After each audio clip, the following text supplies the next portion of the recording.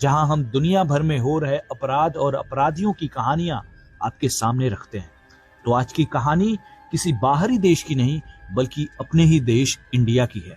आज की कहानी उत्तर प्रदेश के इलाहाबाद, जो कि अब प्रयागराज है, वहां के एक ऐसे आदमखोर इंसान की है जिसने 14 लोगों को मौत के घाट उतार दिया और उनके दिमाग का सूप बनाकर पी गया। बात साल 2000 की है। उत्तर प्रदेश के इलाहाबाद के रहने वाले धीरेन्द्र सिंह दिसंबर साल 2000 में लापता हो गए। धीरेन्द्र सिंह हिंदी दैनिक अखबार आज के पत्रकार थे।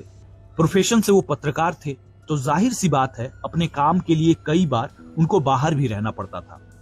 तो पहले धीरेन्द्र सिंह के घर वालों को लगा कि वो अपने काम की वजह से कहीं बाहर रुक गए होंगे, क्योंकि उनका काम ही ऐसा था। इसीलिए शुरुआत में धीरेन्द्र सिंह के घर वालों ने उनके काम से घर ना लौटने पर ज्यादा चिंता फिक्र नहीं दिखाई।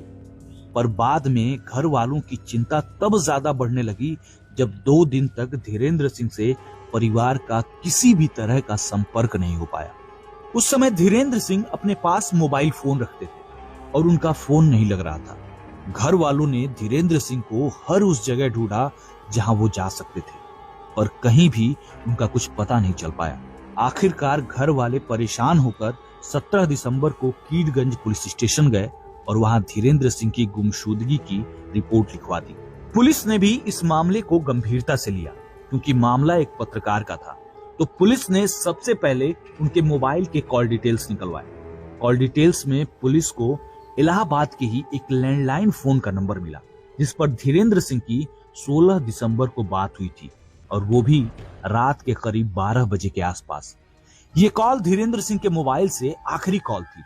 पुलिस को शक हुआ कि आखिर ये नंबर किसका है जिससे धीरेन्द्र सिंह की आखिरी बार बात हुई थी, वो भी इतनी रात में।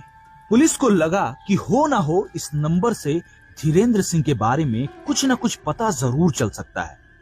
पुलिस ने इस नंबर के बारे में जब पता किया तो मालूम चला कि ये नंबर इलाहाबाद के छिवकी की रहने वाली फूलन देवी नाम की एक महिला का है। पुलिस की एक टीम छिवकी पहुंची और फूलन देवी से मिली। फूलन देवी उस समय अपने क्षेत्र की जिला पंचायत सदस्य थी और उसका पति राजा कलंदर ऑर्डिनेंस फैक्ट्री में ड्राइवर का काम करता था। पुलिस की पूछताछ में फूलन देवी ने बताया कि वो धीरेन्द्र सिंह नाम के किसी भी व्यक्ति को नहीं जानती।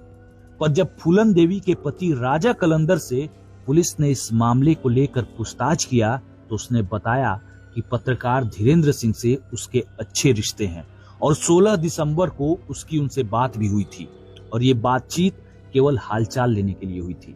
पुलिस उस दिन राजा कलंदर और फूलन देवी के बयान लेकर लौट तो गई, पर उसका शक फूलन देवी के परिवार पर गहरा हो गया।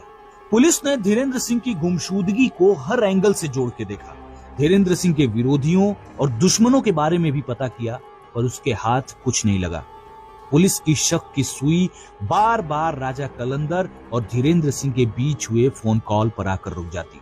वो ये नहीं समझ पाती कि आखिर कोई 12 बजे रात में क्यों बात करेगा, जब तक कि कोई बहुत जरूरी बातचीत ना हो। अब ध्यान देने वाली बात यह है कि यह घटना सन 2000 की है और उस समय गांव में बिजली की समस्या बहुत रहती थी। लोग बहुत जल्दी सो जाया करते थे। रात के 8 बजे तक गांव में सन्नाटा पसर जाया करता था, खासकर ठंड में। पुलिस को लगा कि हो ना हो ये राजा कलंदर कुछ ना कुछ छुपा जरूर रहा है।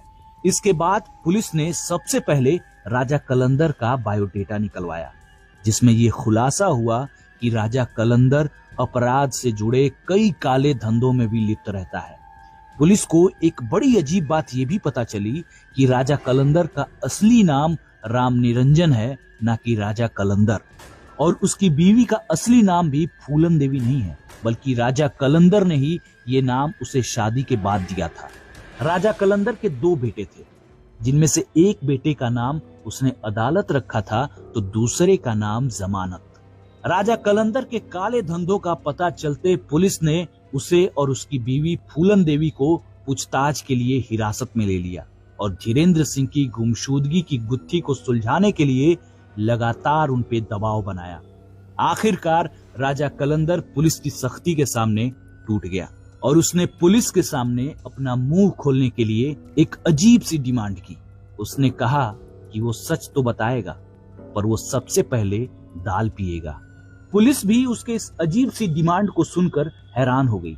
ऐसा नहीं था कि उसकी डिमांड बहुत बड़ी थी, बल्कि उसकी ये डिमांड तो बहुत अजीब थी। पर पुलिस के हाथ पहली बार कुछ सुराग लगा था।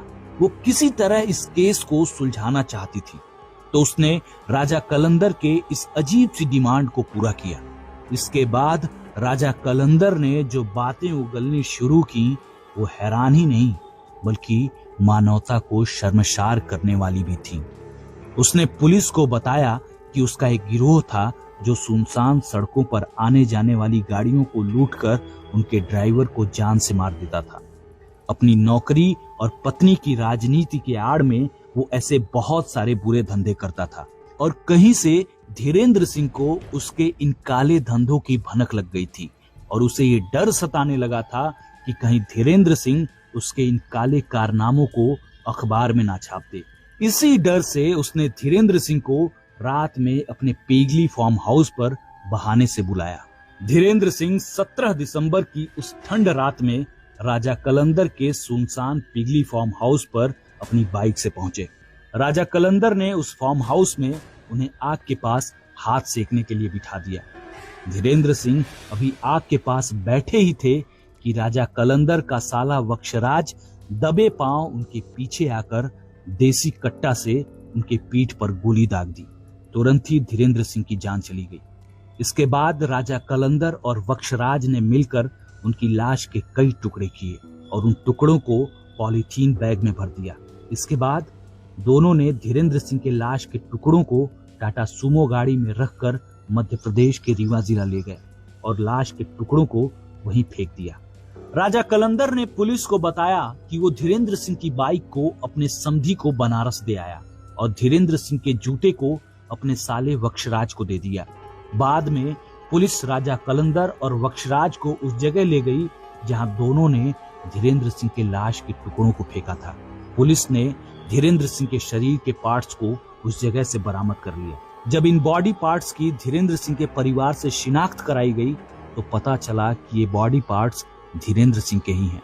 पुलिस ने उस टाटा सुमो गाड़ी को भी जब्त कर लिया क्योंकि पुलिस को राजा कलंदर से ही पता चला कि ये गाड़ी भी रायबरेली से एक युवक को मार के छीनी गई थी। राजा कलंदर ने जो अपराध किए थे, जो जुर्म किए थे, उसकी गांठें अब एक एक करके खुलनी शुरू हो गई थी। पुलिस उसे पीगली फार्म हाउस ले गई जहां धीरेन्द्र सिंह की हत्या हुई थी। फिर पुलिस को उस फार्म हाउस पर जो दिखा वो मंजर देख पुलिस वालों की रूह कांप गई। उस फार्म हाउस में एक पेड़ था जिसकी टहनियों से इंसानी खोपड़ियां लटक रही थीं। इन इंसानी खोपड़ियों को कई रंगों से रंगा गया था और हर खोपड़ी पर अलग अलग जातियों के नाम भी लिखे थे, जैसे श्रीवास्तव, पंडित, मुस्लिम आदि। इसके बाद पुलिस ने पूरे फार्म हाउस की तलाशी ली और उसे वहां एक बहुत अहम और पुख्ता सबूत हाथ लगा जिसने राजा कलंदर और इन सारी खोपड़ियों के राज उगल दिए। पुलिस के हाथ एक डायरी लगी जिसे राजा कलंदर अपनी अदालती डायरी कहता था। इस डायरी में हर उस इंसान का नाम था जिसको राजा कलंदर अपना शिकार बना चुका था और उस डायरी में 14 लोगों के नाम दर्ज थे जिनमें आखिरी नाम पत्रकार धीरेन्द्र सिंह का था। इन 14 लोगों में से अधिकतर लोगों को मारने का उसका तरीका और उद्देश्य करीब करीब एक ही था। उसका पहला शिकार ऑर्डिनेंस फैक्ट्री में काम करने वाला उसका सहयोगी कालीचरण श्रीवास्तव था और उसने कालीचरण की हत्या केवल इसलिए कर दी थी क्योंकि वो कायस्थ जाति का था और राजा कलंदर ये मानता था कि इस जाति के लोग बहुत इंटेलिजेंट होते हैं, बहुत होशियार होते हैं। इसीलिए उसने उसे अपने फार्म हाउस पर बुला के उसकी हत्या कर दी और उसके सिर को उसके धड़ से अलग कर दिया। फिर उसने उसके धड़ के कई टुकड़े किए। उसने शरीर के कुछ टुकड़ों को फार्म हाउस में तो कुछ टुकड़ों को कहीं बाहर दफन कर दिया। उसके बाद उसने उसके सिर से उसका भेजा निकाला और उस भेजे का सूप बनाकर पी गया। हर जुर्म के पीछे कोई ना कोई उद्देश्य जरूर होता है, एक कहानी होती है। इस जुर्म के पीछे की कहानी राजा कलंदर का बचपन बताया जाता है। राजा कलंदर का बचपन कुछ खास नहीं था। वो पढ़ने लिखने में कमजोर था और वो चाहता था कि समाज उसकी भी कद्र करे, उसकी भी इज्जत करे। बचपन से ही उसके मन में ये बैठ गया था कि तेज दिमाग वाले और पढ़े लिखे लोगों की समाज इज्जत करता है, उन्हें अपने सिर पर बिठाता है। बस यहीं से उसने खुद का नाम राजा कलंदर रख लिया। इस नाम से वो खुद को राजा जैसा महसूस करता।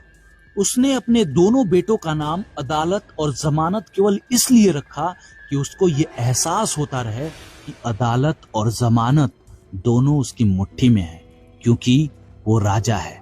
राजा कलंदर एक नरभक्षी इंसान था, माफ कीजिए गलत बोल गया, हैवान था, जिसको ये लगता था कि दिमाग से होशियार और काबिल लोगों के सिर से भेजा निकालकर उसका सूप बनाकर पी लिया जाए तो दुनिया का सबसे बुद्धिमान और काबिल इंसान बना जा सकता है। वो ऐसे ही काबिल और होशियार लोगों को अपने शिकार के लिए चुनता और उन्हें अपने फार्म हाउस पर बहाने से बुलाता, फिर उनका कत्ल करता और उनके सिर को धड़ से अलग कर देता। रात में वो अकेले अपने फार्म हाउस पर अदालत बिठाता, फिर उन खोपड़ियों को अपने सामने रखकर किसी राजा की तरह उनकी सुनवाई करता। उस अदालत में वो खुद ही जज होता, वकील भी होता और अदालत भी होता। वो इन खोपड़ियों को अपना निर्णय सुनाता और उसके बाद उनका भेजा निकालकर सुबह खाली पेट सूप बनाकर पी जाता। इस तरह वो खुद को राजा महसूस कराता। भेजा निकालने के बाद वो अपने शिकार की खोपड़ी को कलर करता, उस खोपड़ी पर शिकार की जाति का नाम लिखता, फिर अपने फार्म हाउस के पेड़ पर लटका देता। जैसे आपने किसी खिलाड़ी को देखा होगा कि वो अपने घर में अपनी ट्रॉफी को बहुत संभाल के और सजा के रखता है, अपनी जीत के प्रतीक के रूप में। ठीक वैसे ही राजा कलंदर भी इन खोपड़ियों को अपनी जीत के प्रतीक के रूप में फार्म हाउस के पेड़ पर लटका कर रखता। पुलिस की सख्ती के सामने राजा कलंदर ने अपने सारे गुनाह उगल दिए। उसने पुलिस को बताया कि एक बार कार में लिफ्ट ना देने पर उसने गुस्से में 3 लोगों की हत्या कर दी थी। पुलिस ने राजा कलंदर के निशानदेही पर पीगली फार्म हाउस से कालीचरण श्रीवास्तव के अलावा मुइन, संतोष, अशोक और अन्य की खोपड़ियां बरामद की। उसने अपना पहला कत्ल 1998 में किया और आखिरी सन 2000 में। राजा कलंदर और उसका साला वक्षराज पुलिस के सामने अपने सारे गुनाह कबूल कर चुके थे, पर बहुत दुखद बात यह है कि धीरेन्द्र सिंह के परिवार को न्याय पाने के लिए एक लंबा इंतजार करना पड़ा। अदालत में 12 साल तक ये केस चला। अदालत ने राजा कलंदर के इस अमानवीय और राक्षसी कुकृत्य को रेयरेस्ट ऑफ रेयर केस मानते हुए उसे और उसके साले वक्षराज को आजीवन कारावास की सजा सुनाई। अभी भी ये आदमखोर हैवान और इसका साला जेल में अपने कुकर्मों की सजा भुगत रहे हैं। तो आज की कहानी यहीं खत्म होती है। अगर आपको ये वीडियो अच्छी लगी हो तो वीडियो को लाइक करें, शेयर करें और लगे तो चैनल को सब्सक्राइब भी कर लें। अब